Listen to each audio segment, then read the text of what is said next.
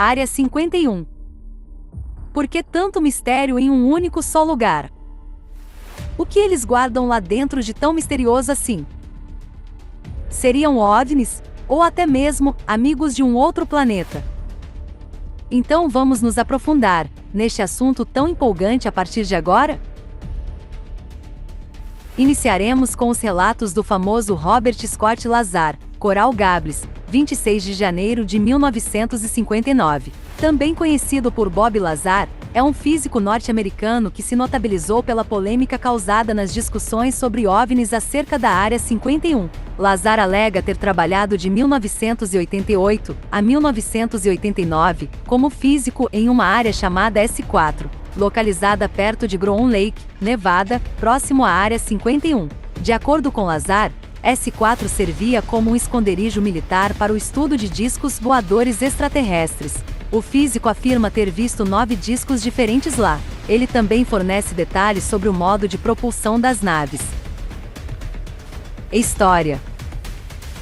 Bob Lazar diz ter sido inicialmente introduzido ao trabalho na S4 pelo Dr. Edward Teller. Sua tarefa consistia na investigação científica do sistema de propulsão de uma das 9 aeronaves discoides. Em seu testemunho gravado, Lazar recorda-se que quando ele viu os discos pela primeira vez concluiu que eram aeronaves terrestres secretas das quais os voos de teste deveriam ter sido responsáveis por muitos alertas de OVNIs. Gradualmente, em um exame mais minucioso, Lazar concluiu que os discos eram de origem extraterrestre. Durante entrevistas para a rede de televisão Flash TV de Las Vegas, em 1989, Lazar explicou como esta impressão o atingiu inicialmente depois que ele embarcou na nave sob investigação e examinou seu interior. Para a propulsão desses veículos espaciais, Bob Lazar explica como o elemento atômico 115, denominado cientificamente como moscóvio, serviria de combustível nuclear. Em sua experiência, o elemento 115 providenciou uma fonte de energia que produziria antigravidade sob um bombardeamento particular. Como o intenso campo de força nuclear do elemento 115 seria adequadamente amplificado,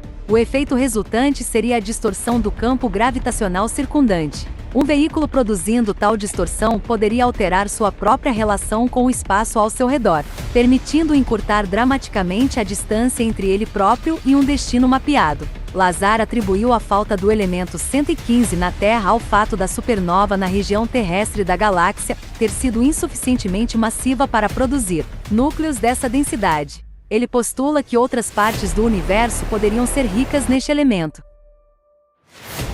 Em 2004, um time de cientistas russos e americanos teve sucesso na produção do elemento 115 como um isótopo instável, confirmando a existência de tal átomo. Em 1989, Lazar indicou que estoques do desconhecido elemento 115 devem ter sido um presente de uma civilização extraterrestre para ser usado como combustível em nossos próprios veículos. Em novembro de 1989, Lazar apareceu em uma entrevista especial com o repórter investigativo George Knapp na estação de televisão Class de Las Vegas, para falar sobre os vários aspectos e implicações de seu trabalho em S4. De acordo com certas organizações de investigação de OVNIs, das quais o Disclosure Project é o mais bem conhecido, os experimentos com propulsão antigravitacional e engenharia reversa de espaçonaves extraterrestres estão certamente sendo executados em projetos militares secretos. O tenente-coronel Philip J. Corso, de 1915 a 1998, é considerado por ser o primeiro e mais importante diretor em tais operações.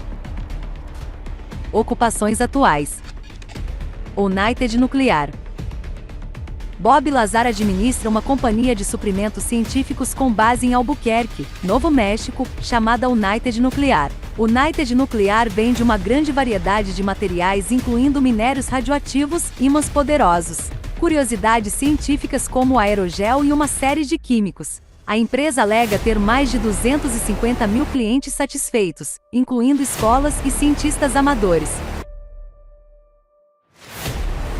O site da empresa também faz propaganda de um kit protótipo que adapta veículos normais de estrada ao combustível de hidrogênio. A United Nuclear diz que os kits estão sendo segurados devido às ações da Comissão de Segurança do Consumidor e do Produto. Uma reportagem de 2006 na Wired Magazine afirma que Lazar e sua esposa e agente de negócios Joy White foram presos em junho de 2003 por vender produtos químicos que poderiam ser utilizados na fabricação de fogos de artifícios. O casal foi acusado em 2006 por graves violações ao Ato Federal de Substâncias Perigosas. Desert Blast Lazar e Gene Wolf também administram a Desert Blast, um festival anual de explosivos no deserto de Nevada, tendo começado em 1987, mas nomeada oficialmente em 1991, inspirada pela Operação Tempestade do Deserto.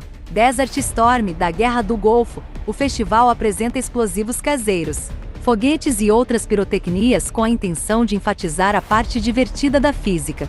Críticas às indicações de Lazar têm sido criticadas como infundadas. Seu verdadeiro conhecimento sobre ciência tem sido questionado. O físico David L. Morgan, por exemplo, critica como em nenhuma ocasião o Sr. Lazar reconhece que seu cenário viola as leis da física como as conhecemos. E em nenhuma ocasião ele oferece algum indício de novas teorias que fariam seu mecanismo possível. Algum ceticismo científico sobre o relatório de Lazar se baseia no fato de que enquanto o elemento 115 ocorre em uma escala numérica atômica para maior estabilidade, experimentos terrestres para produzi-lo indicam uma meia-vida da ordem de segundos e não anos. Lazar contra-argumenta que um isótopo obtido somente sob formações estelares distantes pode ser mais estável do que um resultante da colisão de elementos estáveis através de meios convencionais. Lazar enfatiza que a física nuclear está evoluindo rapidamente, e que os cientistas logo estarão capacitados para produzir isótopos estáveis daquele elemento oficialmente. Lazar diz ter graus avançados do Instituto Tecnológico de Massachusetts e do Instituto de Tecnologia da Califórnia. Entretanto, de acordo com investigações, seu nome não aparece no registro de alunos de ambas as instituições.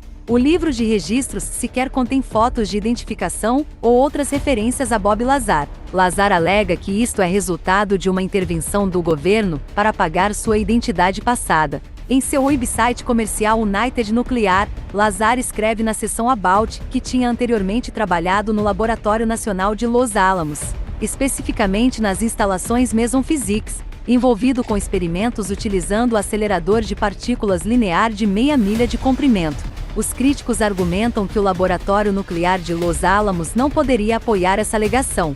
O laboratório experimental negou inclusive ter empregado Lazar. O repórter investigativo George Knapp encontrou o nome de Lazar no livro de telefones do laboratório, indicando que Lazar realmente trabalhou lá como técnico. Entretanto, a lista possuía números de telefone de funcionários, também de terceiros, onde Stanton Friedman alega que Lazar trabalhou como técnico para Kirk Meyer, um fornecedor externo ao laboratório. Stanton T. Friedman, um físico e pesquisador de OVNIs, concentra-se principalmente na discrepância da educação de Lazar. Friedman afirma que a transcrição da escola secundária de Lazar mostra que ele terminou em antepenúltimo lugar na sua classe, tornando um candidato improvável para o MIT. Friedman também cita evidências de que Lazar estava registrado no Los Angeles Pierce College, ao mesmo tempo em que alega estar trabalhando em seu grau do MIT. Entretanto, a distância entre as escolas é de mais de 4.000 quilômetros. Item Lazar afirma ter trabalhado dentro de um OVNI. Dentro da Área 51, trabalhou com tecnologia avançada da espaçonave capturada. Lazar afirmou que não estamos sozinhos, e que eles já estão entre nós. Área UFO, o seu canal da ufologia em geral.